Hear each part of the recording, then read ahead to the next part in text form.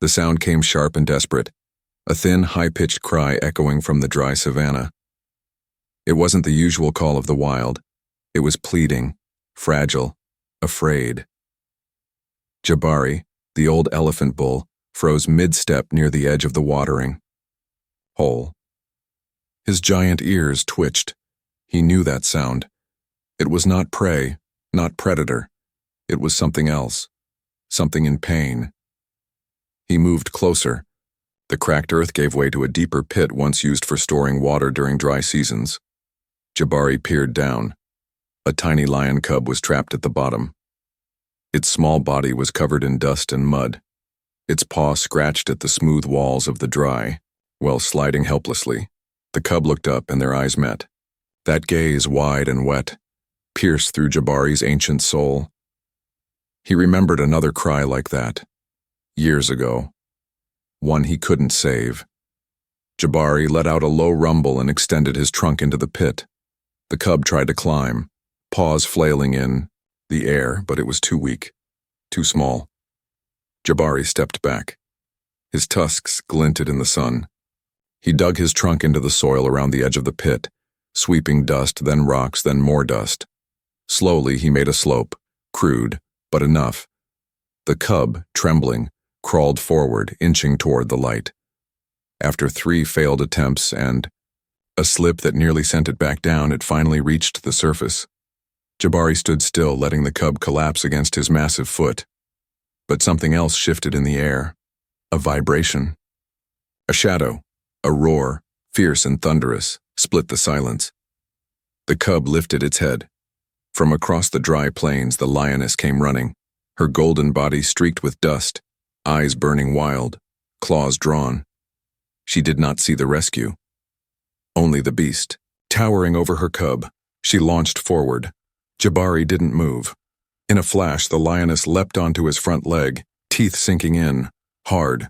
He let out a bellow, but didn't strike, didn't stomp, didn't swing his tusks. He simply stepped back slowly, as if remembering another time when misunderstanding had cost everything. The lioness grabbed the cub by the scruff and dashed off into the savanna, never once looking back. The bleeding from Jabari's leg soaked into the sand. No one else had seen it.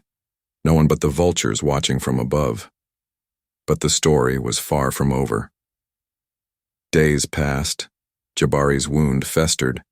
He limped across the savanna, alone as always. The other elephants had long left him behind. Age and memory made him slow.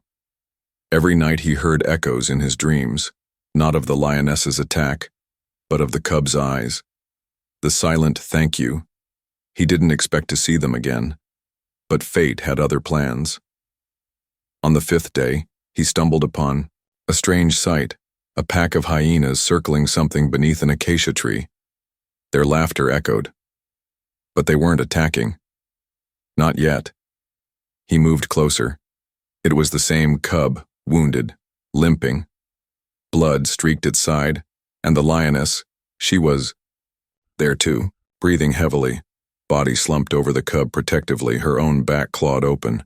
She had fought for her cub, and lost. The hyenas were waiting for them to die. Jabari froze. He had no reason to interfere, no reward, no herd to protect. The last time he'd helped, he was attacked, but something deep inside him stirred, a memory, a calf, his own, long gone, drowned in a flood while he stood helpless on the other side. He charged. The earth thundered under his massive feet. The hyenas scattered in a frenzy of snarls and dust. He stood between the lions and the wild, swinging his tusks in slow, deliberate arcs. For the first time, the lioness looked at him, not with rage, but disbelief. She didn't speak, but her eyes did. She didn't run this time. Instead, she crawled toward her cub, nudged it gently, and collapsed beside it. Jabari stood guard through the night. By morning, the cub stirred. The lioness tried to rise, but pain pinned her down. Jabari did something he hadn't done in years. He walked to the acacia and shook it with his forehead until pods fell. Bitter, hard seeds spilled to the ground. He nudged them toward the cub. It sniffed, unsure, then chewed. The lioness didn't eat. She only watched. And then, something unthinkable happened. She let Jabari come close. So close that his trunk could gently brush the cub's mane. It was not trust. Not yet, but it was no longer fear. For 2 days they rested beneath that tree. The lioness watched the horizon. Jabari watched the cub, and in between something wordless passed between them. Regret, maybe, or recognition. When the lioness finally stood, she limped slowly to Jabari. Not to attack. She looked up at him, and then did something no predator ever does to prey. She lowered her head, bowed. Jabari didn't move. He simply blinked. She nudged the cub forward, and together they disappeared into the tall grass. That should have been the end, but the savannah is never done with its stories. Weeks passed, the dry season deepened, water grew scarce. Jabari wandered, alone as always, his wound healed but his spirit quiet. He did not expect gratitude. But one night, near the same dry well where it all began, he heard it. A roar.